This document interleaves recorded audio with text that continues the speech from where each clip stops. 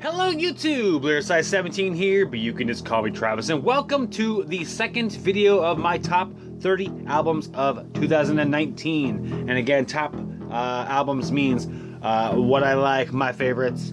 Yeah, in this video we're going to be discussing the 20 through 11 albums, and yeah, let's just get into it. In the background we're listening to my number 2 album from last year. I think I feel pretty confident in saying this is my all-time favorite synthwave album. I mean, yeah, it's just really fantastic. This is a Malignant Force by Midnight Danger. I think it's possible he'll have a new one out in 2020. I'm really hoping. So yeah, definitely looking forward to that.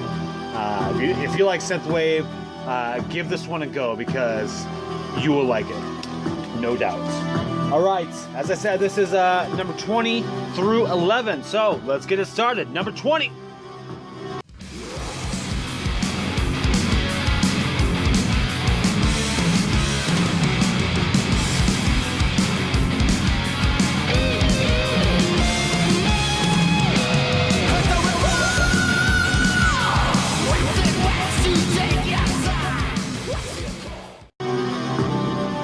Coming in at number 20 here, awesome band. Had an album on my 2017 list.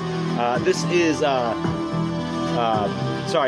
Ghastly Waves and Battered Graves by Vulture. This is a speed metal band out of Germany. Released on Metal Blade Records. Yeah, speed metal, man, just awesome riffs. Everything's over the top, just like blazing riffs. Vocals are really energetic and have the kind of like the high pitched thing going on. Good soloing, kind of some creepy synth stuff going on for like intros.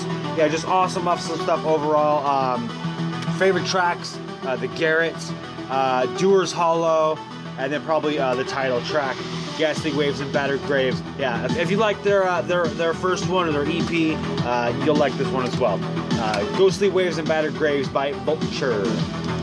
All right, number 19.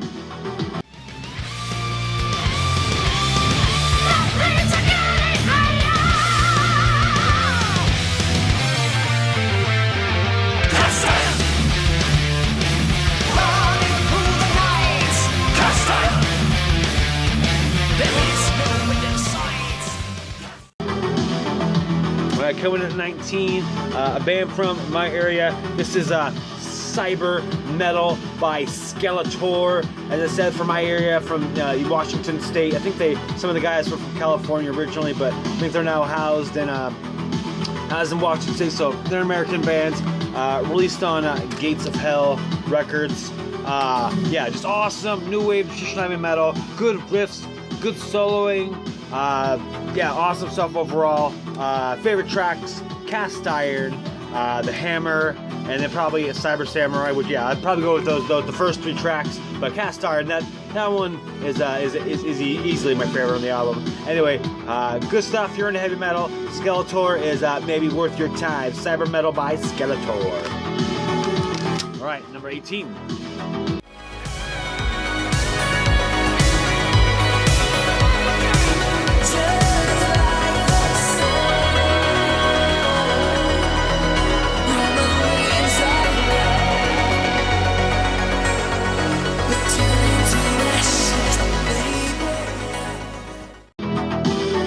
Coming in at 18 is actually an album that I don't have a physical release of.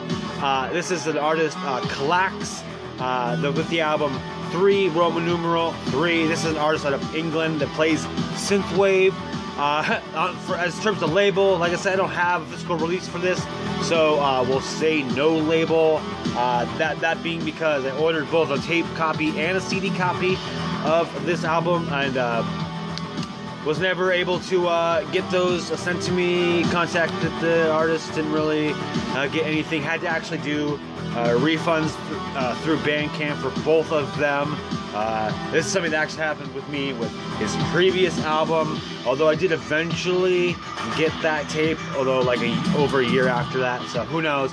Anyway, even with all of that annoyance, I can't lie about it, the album is fantastic. Just an awesome synthwave album, super catchy, tons of songs with vocals, everyone sounds awesome. Yeah, you know, like I said, as much as I hate to give this guy as much credit as with the personal annoyance that I had to deal with, it's a great synthwave album. Great synthwave album. If you like synthwave, definitely give this one a go. Maybe only listen to it digitally or buy it digitally, but definitely check it out because it's great stuff. Some of my favorite tracks: Out of Control, Hold On Tight, and then probably the lead track, 86. Anyway, like I said, check it out. Synthwave, Kalax with 3.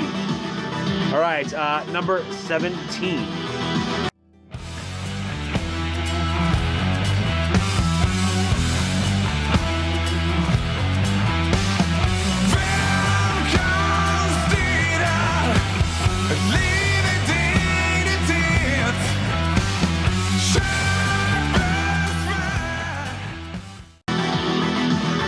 All right, coming at number 17, we got Opeth with Cauda Venenum. Thanks to Cloudy Matter, that's a Latin phrase. This is a band out of Sweden, if you're not familiar with Opeth. And on this album, they are playing progressive metal. Definitely, I would definitely say they're still playing metal, but definitely if you want to say they're playing like a progressive rock thing going on as well. This is released through Nuclear Blast, and what is the, they have another, Mater Bluget Records, which I think is their record label or whatever. Anyway, awesome stuff. You know, I really do have to say, I think this is, for me at least, their closest album in terms of sounding like their previous progressive metal only albums.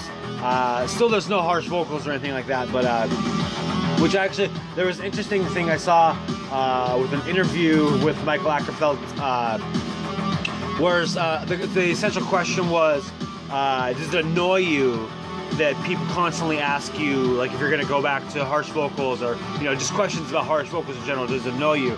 And he says, you know, it doesn't really annoy me, because in fact it makes me, I can't remember exactly how he phrased it, but you know, he really likes it actually, because it shows that, you know, it's been over a decade now where Opeth hasn't had harsh vocals on their albums. So the fact that people are still like so resonating with them and love them and like want them shows how much how much those vocals really meant to them. And I don't know, I just thought that was a really cool answer to that question. Anyway, I love Opeth. This album's awesome. Favorite tracks. Yeah, I also want to say I bought the version with the English and the Swedish language CDs, and I don't know, I just have to say I barely have listened to the English at all. I've just been listening to mostly the Swedish, as that's what was considered the main version. But anyway, favorite tracks, Svekkets, Prins, we'll say, Charlatan, I really like that one, and what's let's see, I have it right here. Dynamis Sorhande. Sorry, that's bad. So anyway, those are my favorite ones. Opeth here with Cauda Venenum. All right, number 16.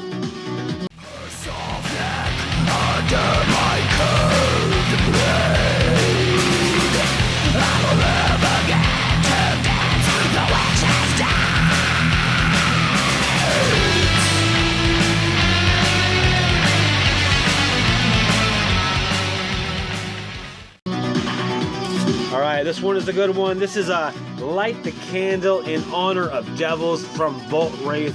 Second full-length album out from these guys out of the United States. They play a death metal, as I would say, is their base genre here. Released on Hell's Headbangers. Yeah, like I said, there's sort of a bass genre death metal. They definitely have, I feel like, especially in the guitar playing, a lot of like heavy metal elements going on, a little bit of thrash, maybe a little bit too, but I really like the overall combination. Two vocals, kind of a differing styles, so that's always good. Favorite tracks on here, all the black arts at her command, 4 beasts before the throne, and then I'd probably go Abyss, Antichrist for the top 3. Anyway, awesome stuff. If you like the first one, definitely give this one a go as well. Light a candle in the honor of devils from Vaultwraith. All right, number 15.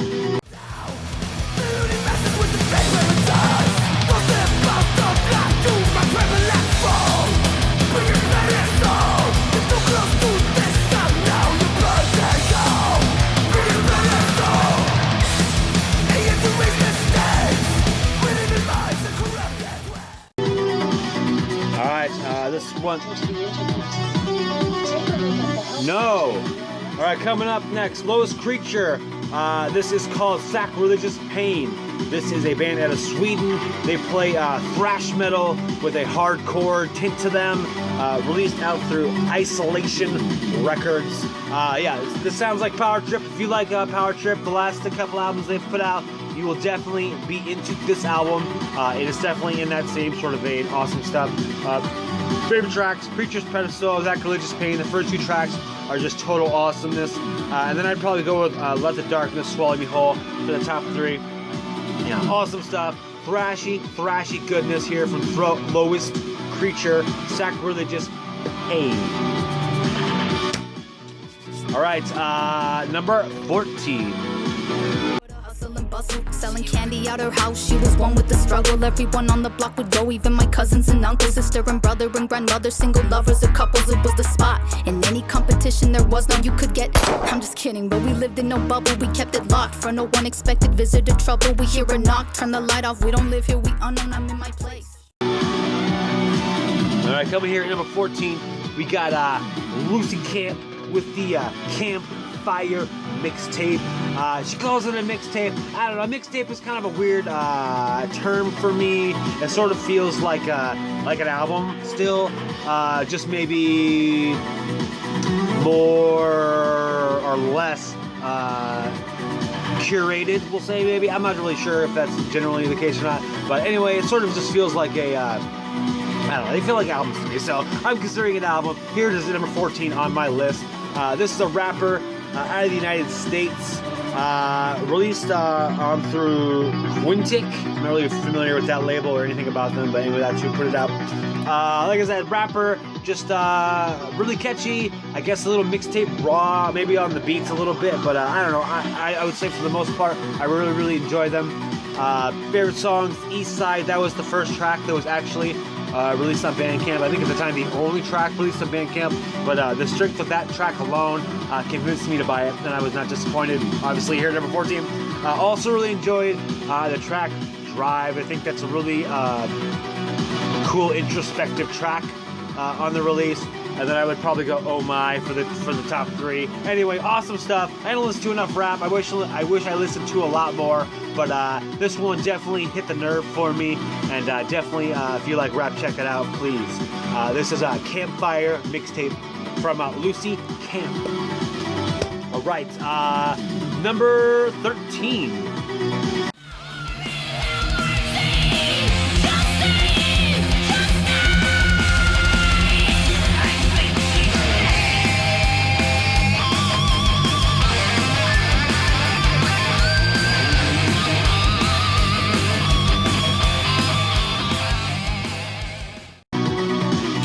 Coming here at number 13, this is an awesome release. This is Aggressive Hauntings from Midnight Priest. This is a new wave of traditional heavy metal band out of Portugal. This is released on Metal on Metal Records, a pretty new label, I think. Yeah, awesome stuff here. It kind of sounds like Judas Priest is a good sound alike, I think, is maybe obvious for them. The production value they've done, particularly with the vocals, sounds freaking fantastic. Awesome riffing, great soloing, just great heavy metal all over this album. Definitely check it out. Favorite tracks, Aggressive Hauntings, Black Leather, that's a great one. And then probably either like Ironheart or Funeral. Just awesome heavy metal stuff going on here. Midnight Priest, Aggressive Hauntings. All right, number 12.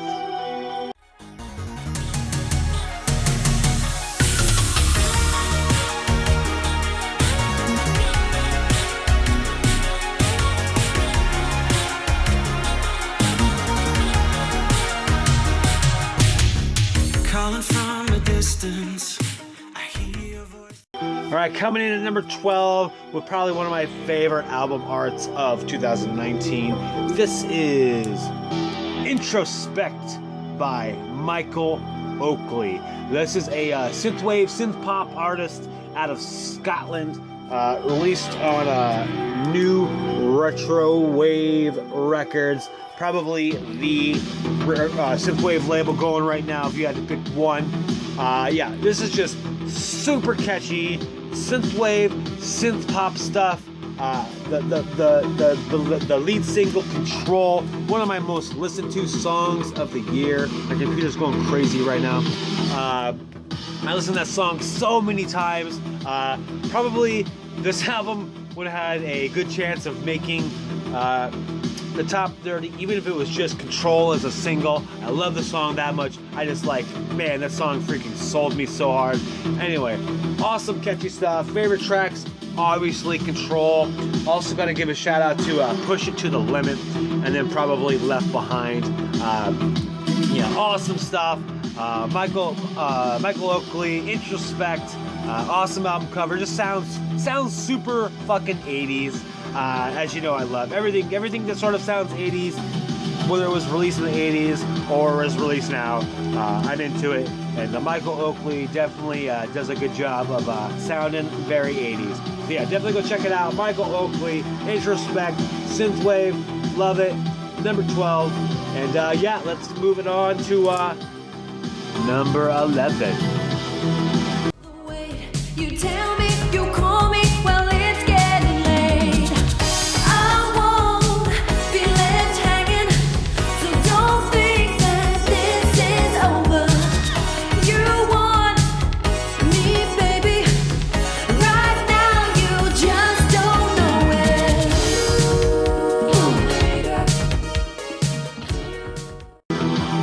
Alright, coming in at number 11, another synth-pop release, JJ Mist with Communication. This is a New Zealand artist.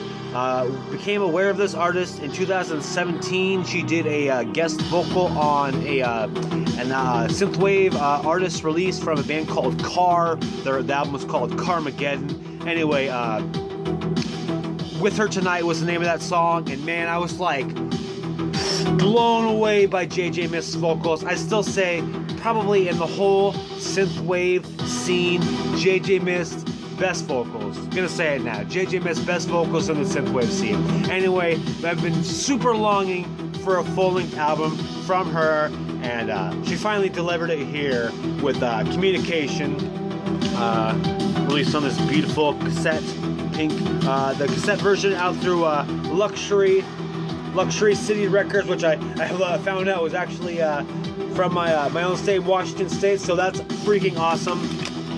Anyway, love this album, super catchy, kind of reminds me of like early era Madonna, probably the first 3 albums, self-titled through True Blue, but I would say actually probably self-titled in particular. I don't know, just super good stuff. I love it. I've listened to this a ton. Favorite songs, Operator, Private Number, LDLA, Escape, everything is good. Even the songs that are a little more ballady on this album I'm into. Yeah, just really awesome stuff. I actually ordered 2 copies of it. I need to figure out what I'm gonna do with the second one. Listen to it, check it out. If you're into it, maybe hit me up. Anyway, love this album. JJ Mist, Communication, awesome stuff. Synth pop, check it out. All right, there we go. That's the 20 through 11 list for my top albums of 2019. Check in tomorrow when I'm going to be talking about my top 10 albums of 2019. The top 10 through 1. All right, thanks for watching. Thanks for subscribing. If you're familiar with any of these releases, please let me know what you think of them, particularly if you are into this. And have a good day.